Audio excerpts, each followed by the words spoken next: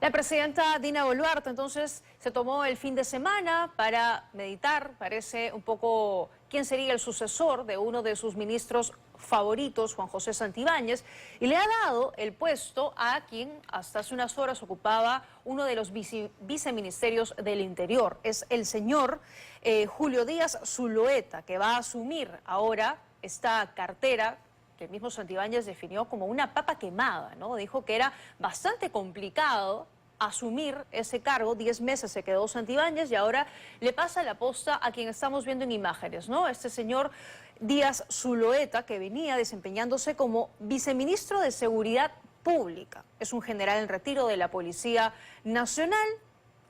Tuvo intenciones de ser regidor por Alianza para el Progreso. Ha militado en este partido por lo menos hasta diciembre del 2023 y desde el día de hoy es el ministro del Interior, el séptimo de la gestión de la presidenta Dina Boluarte. Vamos a hablar sobre este y otros temas porque también tenemos lo que ha sido la despedida del señor Santibáñez esta noche del Ministerio del Interior. ¿Qué ha dicho? Se lo vamos a contar en un momento. Y vamos a conversar de inmediato con Augusto Álvarez Rodríguez, que nos acompaña en estudios. Gracias por estar aquí. Bienvenido. Así, gracias, Tatiana. Un gusto estar acá. ¿Cómo ves a este señor? Dina Boluarte nos había dicho el viernes que iba a nombrar a alguien tan valiente, ¿no?, como Santibáñez para ministro del Interior, y hoy nombra a su viceministro. ¿Es más de lo mismo o tú tienes esperanzas de que pueda haber un cambio en la gestión? Es evidente que es más de lo mismo porque si nombran a una persona, al viceministro de quien están sacando, está diciendo estoy ratificando al ministro, el ministro que yo más al preferido, lo quiero mucho. Y si pone al viceministro, lo que espera es que todo siga igual. De acuerdo. Pero además hemos conocido el día de hoy ya un poco evidentemente el perfil de este señor que ha sido separado por la Policía Nacional, que ha sido sancionado por inspectoría, por compras irregulares de mascarillas en la pandemia, ¿no? ¿Cómo alguien con ese perfil puede ser ahora la autoridad política de otros policías? En esa parte, yo quisiera escuchar más porque lo que he escuchado en el día es cosas a favor, cosas en contra, y en que fue separado de la policía en la racia que hacen en el gobierno de Francisco Sagasti, ¿no? Cuando el ministro Vargas deciden para que asuma uno, tenían que sacar a 19, y ahí se va. Entonces, en ese caso creo que no hay una cosa de fondo. Pero sí hubo la investigación, ¿no? Claro, y lo otro, escuché también que esa investigación por la compra de mascarillas está en proceso. Mira, ya pasaron cuánto tiempo y todavía no llegan a una conclusión. Entonces, eso diría, claro, no son buenas cosas, pero en lo de Sagasti, claro, lo sacan, creo que no porque fuera mala conducta, sino porque querían sacar a 19 para poner a otra persona, y ahí hay una gran discusión. Por esa razón los han inhabilitado, creo que injustamente, a Sagasti, al presidente Sagasti y a otros ministros del tiempo, a José Eliche y a Vargas. Sí. Entonces es un tema en el cual es discutible. Yo creo que tenía potestades para sacarlo, pero no había una acusación directa sobre él. Y las mascarillas, a ver qué pasa, ¿no? Si un día llegan a una conclusión. Y a veces en el sector público peruano, todos los que pasan por cargos ministeriales, viceministeriales, etcétera, o de jefaturas, salen con demandas y juicios. Entonces hay que ver, no tengo la información para saber si es que hay una tacha de fondo ahí. De acuerdo. Vamos a ver una nota que hemos preparado sobre el perfil de este señor y la salida de Juan José Santibáñez. Por el Perú, por mi familia, sí juro. El séptimo ministro del Interior de la gestión de Dina Boluarte asumió el cargo esta tarde. Y de esta manera el señor Julio Díaz Zulueta es juramentado. Julio Díaz Zulueta es un general en retiro y personaje cercano a su antecesor Juan José Santibáñez. Y tenemos un excelente ministro que está en todas partes. Ocupó hasta hace unas horas el viceministerio de Seguridad Pública, puesto en el que fue nombrado en enero del año pasado. Yo soy una persona que tiene 62 años. He tenido mucho éxito en mi carrera porque le pongo ganas, actitud. Sin estar mirando a los costados ni a lo malo. Encargo que le ha permitido conocer bastante bien la ola criminal que azota el país y que, según cifras del SINADEF, ha crecido en los últimos meses, cobrando la vida de 509 personas solo en lo que va del año. En enero de 2022, cuando participaba de un congreso internacional, no dudó en elogiar a la División de Seguridad Ciudadana de la Policía. Incluso se animó a hacer un pronóstico optimista sobre la situación del crimen en nuestro país. Perú en poco será la mejor ciudad de toda América Latina en seguridad ciudadana. Somos de los primeros. Y en el 2019, cuando militaba en el Partido Morado, prometía garantizar la seguridad ciudadana en el distrito de Surco. La seguridad ciudadana es mi prioridad. Ten por seguro, surcano, que juntos le haremos frente a la delincuencia. Pero no solo eso, se trata de un personaje que estuvo ligado al partido de César Acuña hasta diciembre de 2023. Incluso buscó ser candidato a regidor de Lima por APP en 2022. Pero su candidatura y la de otros postulantes fue declarada improcedente por el Jurado Nacional de Elecciones. Meses atrás, y ocupando el cargo de viceministro de Seguridad Pública, fue duramente cuestionado por estas polémicas afirmaciones sobre la situación de la seguridad ciudadana en el país. Porque el pueblo peruano es de los mejores pueblos de seguridad ciudadana en América Latina, ya les dije o no. Y si es uno de los mejores pueblos, tenemos los mejores alcaldes de América Latina o no. Lo tenemos, oiga, lo tenemos. Tenemos la mejor policía de América Latina. Ya saben que en seguridad ciudadana somos de los mejores. Y hace solo unos días, el flamante ministro del Interior explicaba así el creciente fenómeno de la criminalidad en el Perú. Se nos presentan fenómenos como estos, así como se nos presentó el fenómeno de 20 años de terrorismo. Entonces, para eso estamos haciendo todo esto. Porque esto no se puede transformar en un día a otro. Tenemos que seguir trabajando incansablemente con renovaciones. Hoy día nos estamos renovando para que disminuyan estos homicidios, disminuya la inseguridad, mejorar nuestra tranquilidad. Todos queremos estar tranquilos. Pero no es el único cuestionamiento que pesa sobre el nuevo titular del Interior. Díaz Zulueta fue denunciado por el presunto delito de negociación incompatible por las compras de mascarillas que realizó la policía en Lambayeque durante el inicio de la pandemia. Él ha tenido problemas en algún momento en Chiclayo, ha tenido problemas que fue, digamos, sancionado por inspectoría, por unos temas administrativos y por unos temas legales que también tiene pendientes, pero eso fue, digamos, la causal para que lo pasen a retiro después de 2 años que tenido como general. Y fue precisamente uno de los generales pasados al retiro durante la gestión del presidente Francisco Sagasti, por recomendación del entonces titular del Interior, Rubén Vargas.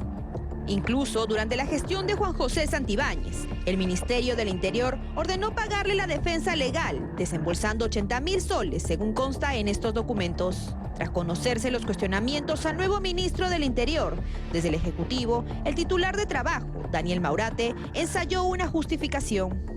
Normalmente para estos cargos hay que buscar una persona que tenga experiencia, una experiencia en la gestión pública.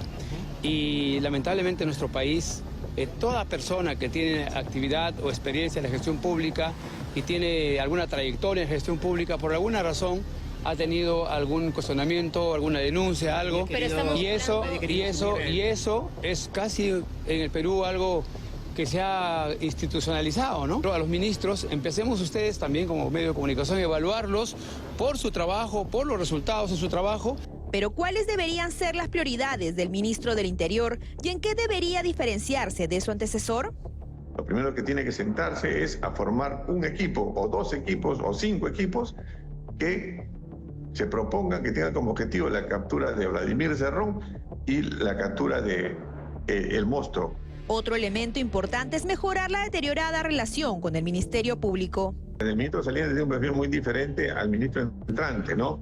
Y yo creo que el general Díaz va a tratar eso, ¿no? De acercarse al Ministerio Público, especialmente porque no vale pelearse, no vale, digamos, entre instituciones.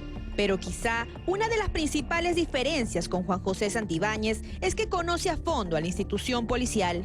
Él es formado en la Escuela de la Policía e Investigaciones del Perú. El nuevo ministro conoce a la policía, sabe cuáles son las necesidades de la policía y cuáles son sus necesidades urgentes. Y eso también pasa porque se tiene que ordenar la casa. Cuando me refiero a ordenar la casa, me refiero a la policía. A pocas horas de asumir el cargo, Julio Díaz Zulueta participó de la exposición encabezada por la presidenta Boluarte en el llamado Cuarto de Guerra, en el que dieron detalles de las últimas operaciones policiales a nivel nacional.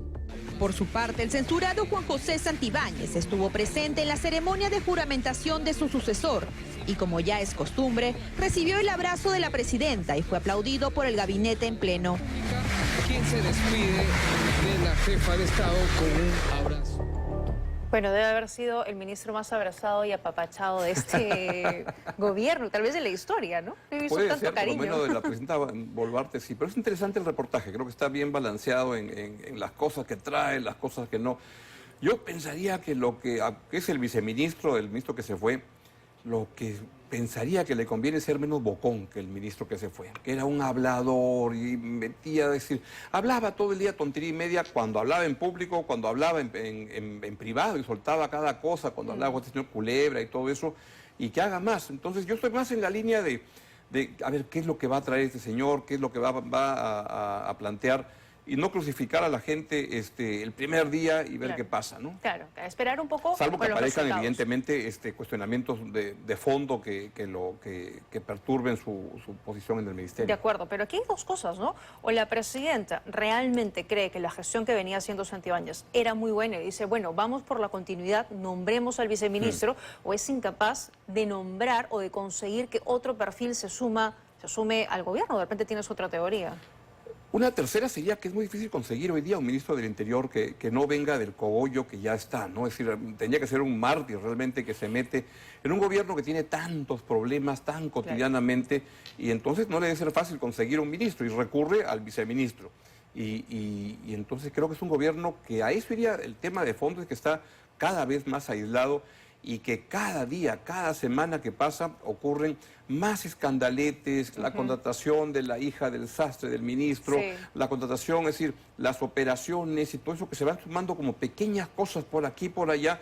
Es un gobierno que va caminando con las rejustas y que mete la pata permanentemente. Claro, claro. Ahora, también en el reportaje consignábamos algunas declaraciones del viceministro, ¿no? De un tiempo atrás. Y en un momento él decía... Que es el ministro ahora. Que es el ministro ahora, exacto. Y decía, pues, que tenemos uno de los mejores planes de seguridad. ¿No parece que sigue también la misma línea de Santibáñez, evidentemente, de decirnos cosas que no se reflejan con la realidad, ¿no? Totalmente. La evidencia refleja que las cosas no están caminando bien, que estamos empeorando en materia de seguridad. No somos el peor país en América Latina. Hay países que están peor que nosotros. No somos ni de lejos el mejor.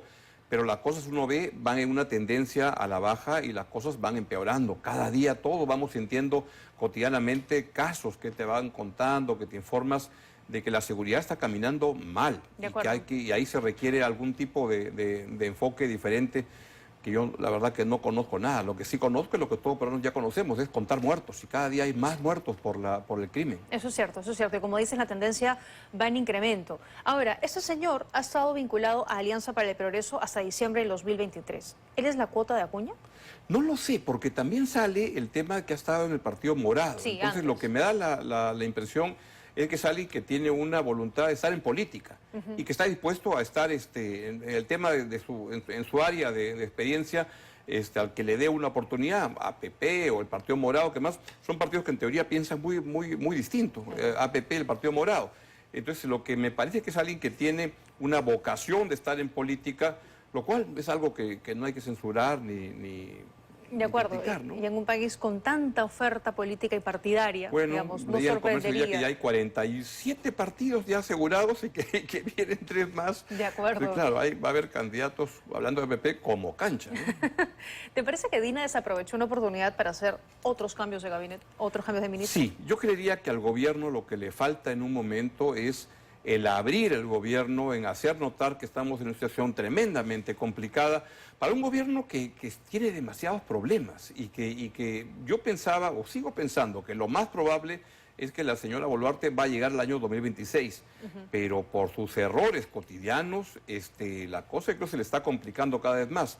De todo esto, hemos conversado contigo hace algunos meses o varios meses, me da la impresión que el principal problema del gobierno es el tema de corrupción, y eso tiene un nombre, Nicanor Boluarte.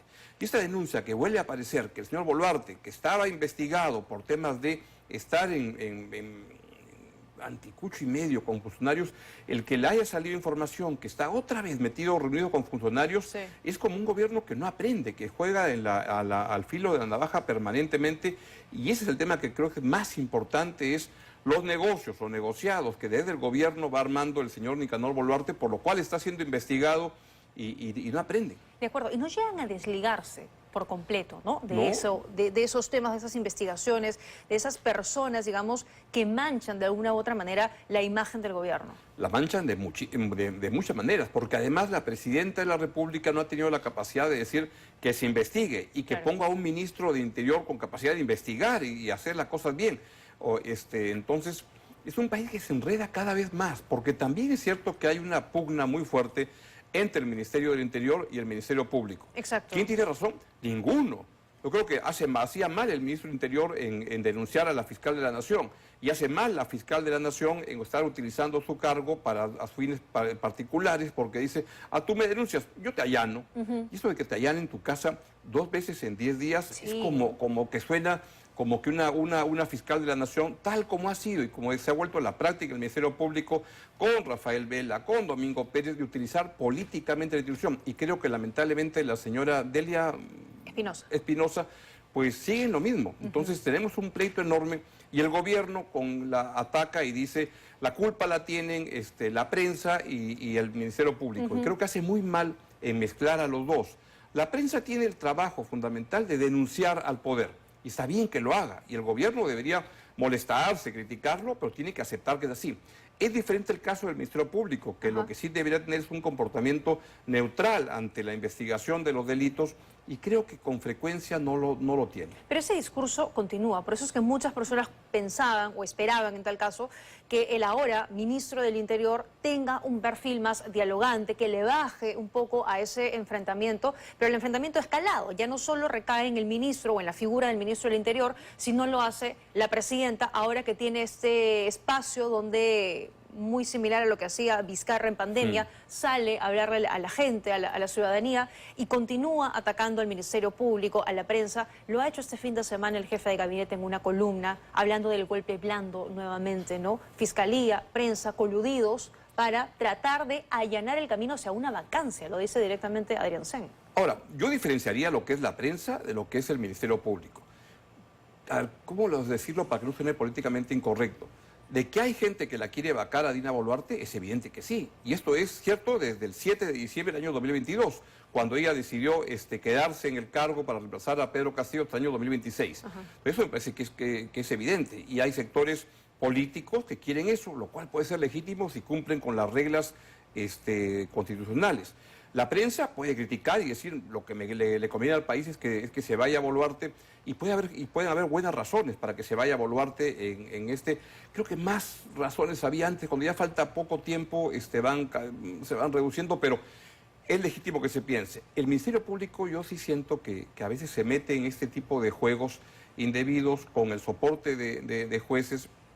En el caso de Vizcarra, parece que fue un mal presidente visto en la distancia, y que estuvo metido en vainas y medias, y que tiene que ser evaluado e investigado, y quizá condenado si se comprueba, como parece comprobando, por corrupto. Sí. Pero que el Ministerio Público estuvo metido en bajarse a Vizcarra, no me cabe la menor duda.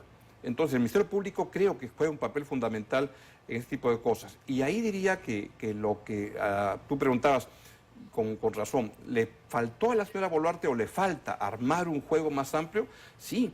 Es una presidencia muy débil, con 4 o 5% de aprobación, y llega un momento en el cual, como le podría convenir hacer un gabinete de muy ancho espectro, de muy ancha base, con gente independiente, y decirle, y darle que le den la confianza que ella no tiene en el país. Algo recuerdo, yo no estaba, pero recuerdo de historia, que cuando en un momento el presidente Prado tiene graves problemas para estar en el cargo y todo, llama a quien era su mayor crítico, que era Pedro Beltrán, que era el director de la prensa, y entonces lo invita a que sea el primer ministro. Y va Beltrán a Palacio y le dice, presidente, acá están mis condiciones. Y Prado lo que hizo fue, de frente dijo, aceptadas, vamos a jurar. Cuando necesitas eso, necesitas ampliar el espacio y dar confianza en que pongas al Ministerio del Interior, que va a perseguir y va a encontrar a Cerrón. De acuerdo. Y que va a perseguir al delito de maneras, no sé, diferentes, para poder tener más efectividad. O un ministro de Economía, mira, Tatiana, ocurren cosas muy graves, pero a mí el ministro de Economía me generó el señor Salardi un gran entusiasmo.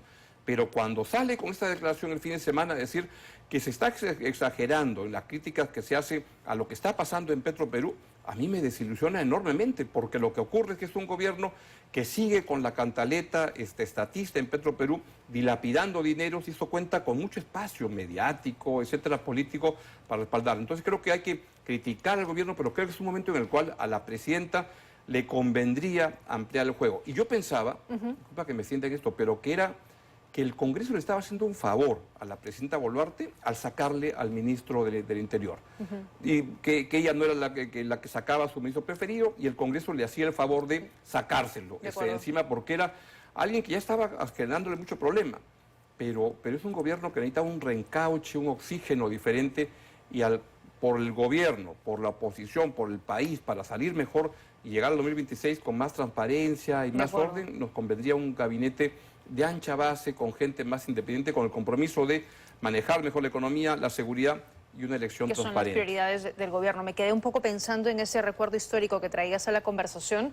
Y claro, pues teníamos antes políticos, hoy más bien parece que tenemos aventureros, ¿no? En la política. Y hablando un poco de eso... En el Perú y en el mundo, ¿no? También. Es decir, si tú comparas Trump con Roosevelt o Putin con otros, pero es otra... Había una degradación de la política en el mundo. Pero aquí lo estamos padeciendo y muchísimo. Sin duda. Ahora, hablando justo de eso, tengo que hacer una pausa, pero al regresar, hoy ha sido la ceremonia de despedida del señor Santibáñez y ha terminado diciendo, nos vemos en el 2026. Parece que efectivamente sus intenciones de ser candidato, no sé si reírnos o preocuparnos realmente. No, que tiene ganas, tiene ganas. De que tiene ganas, tiene ganas. Se ha hecho una despedida con fiesta y con todo. De acuerdo. Y bueno, al final es la gente la que decide, ¿no? Con eso regresamos en unos minutos. Muy bien, estamos de regreso y vamos a hablar ahora de Santibáñez, Augusto, porque él fue sacado del Congreso por incapacidad en el cargo. Pero hoy hemos visto esas imágenes de la presidenta que lo despide, no lo invita a la ceremonia para empezar, lo despide, lo abraza. Todo queda en casa, parece, ¿no? Y esta noche, cuando va a la ceremonia de despedida, ha dicho que se queda, o que nos vamos a volver a ver, mejor dicho, en 2026. Vamos a escuchar lo que dijo. Gracias por esta travesía, estos 10 meses dedicados al país. Solamente me queda decirles una cosa final. Nos vemos el 2026. Muchísimas gracias.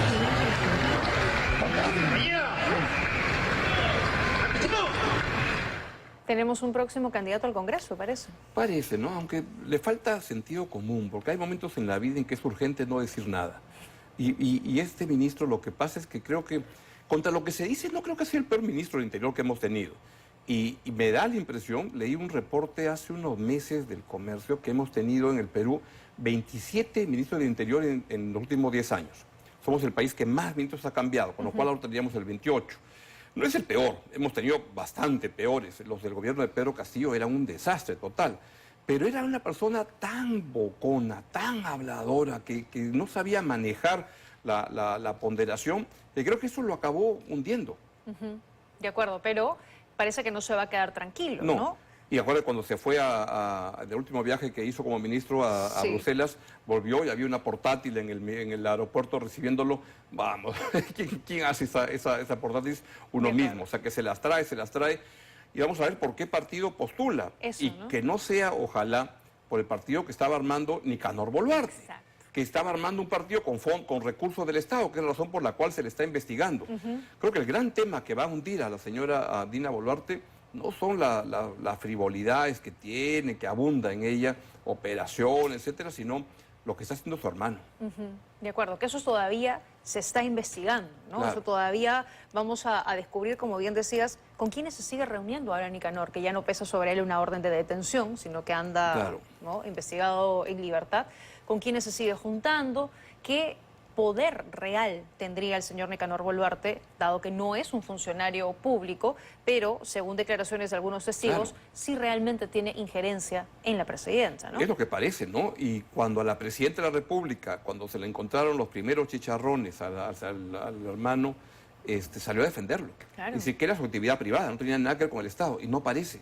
O sea, el hermano de la presidenta de la República debe tener cierta capacidad de autocontrol y saber qué negocio puede hacer y cuáles no. Y cuando te han sacado de una prisión preventiva y el juez te dice que ya no, no puede volver a lo mismo. Es una falta de sentido común, una falta de respeto que le sigue complicando la presidencia a la hermana, y la hermana lo defiende. Yo sé de paso, hay algunas personas interesadas en el gobierno y en el Congreso de reformar el sistema de justicia, ¿no? Es algo que se viene escuchando con mayor fuerza. En el último debate de la moción de censura, también el congresista Muñante habló de esto, incluso dijo, vamos a cesar a los fiscales supremos que están ahorita en este momento. Incluso hace algunas semanas el ministro Arana en una entrevista dijo que ya tenía hasta presupuestado cuánto le costaría al Estado reformar el sistema de justicia. Entonces, podría ser, digamos, la próxima jugada Congreso-Gobierno. Sería fatal que eso ocurra, ¿no? Porque yo no tengo duda que el Ministerio Público, y también el Poder Judicial, pero más el Ministerio Público, requiere una reforma.